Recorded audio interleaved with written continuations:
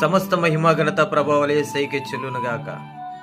దేవుని యొక్క మహాకృపను బట్టి మరలా ఈరోజు దేవుని సన్నిధిని అనుభవిస్తున్న, దేవుని వాక్యాన్ని వింటున్న మన కుటుంబాలన్నీ దేవుడు దీవించి ఆశీర్వదించునుగాక.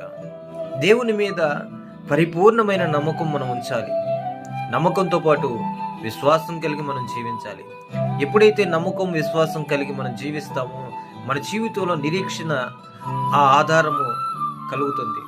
నిరీక్షణకు ఆధారము లేనప్పుడు అబ్రహాము దేవుని నమ్మాడు, విశ్వాసం ఉంచాడు, దేవుని కార్యాలను చూడగలిగాడు.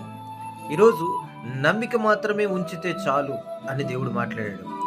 నమ్మిన వానికి సమస్తము సాధ్యమే అని మాట్లాడుతున్నాడు.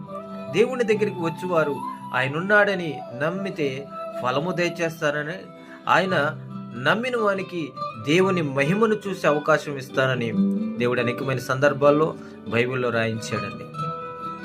అబ్రహాము విశ్వాసులకు తండ్రి. అబ్రహాము గారి జీవితాన్ని కనుక మనం జ్ఞాపకం చేసుకుంటే, నిరీక్షణకు ఆధారం లేనప్పుడు, ఎటు వెళ్ళాలో తెలియని పరిస్థితుల్లో, ఏ ప్రాంతానికి వెళ్ళాలో తెలియని పరిస్థితుల్లో, ఎలా జీవించాలో అర్థం కాని పరిస్థితుల్లో, ఆస్తిని, సంపదను, కుటుంబాన్ని వదిలేసి ఒంటరిగా తన భార్యను తీసుకొని ప్రయాణమై ఆయన దేవుడు చూపించు దేశానికి వెళ్ళాడు. ఈరోజు నిరీక్షణ కోల్పోయిన ప్రతి బిడ్డ, నువ్వు నమ్మి విశ్వాసం ఉంచితే దేవుడి మహిమను నువ్వు చూడగలవు. నిరీక్షణకు కర్తయు దాన్ని కొనసాగించి యేసు వైపు నువ్వు చూసి ప్రయాణించగలిగితే నీ జీవితంలో నువ్వు అద్భుతం చూడగలవు. ఈరోజు నిరీక్షణ కోల్పోయావా? ఆధారం లేదనుకుంటున్నావా? దారులన్నీ మూసుకుపోయాయి అనుకుంటున్నావా? ఏ సందర్భంలోనూ కూడా ఎవరి చేత సహాయం అందట్లేదు నువ్వు ఆశపడుతున్నావా? నీ జీవితంలో ఈ సంఘటన ఎందుకు జరిగింది అనుకుంటున్నావా? నీ కుటుంబంలో మార్పు రావట్లేదని, నీ భర్త జీవితంలో కానీ, నీ పిల్లల జీవితంలో కానీ, ఆధ్యాత్మిక స్థితిలో నేను ఒక్కడే బలపడుతున్నాను, వారు కూడా బలపడలేదని నువ్వు చాలా కుంగుదల్లో ఉన్నావా? బాధలో ఉన్నావా? ఈ రాత్రి దేవుడి మీద నమ్మకవచ్చు.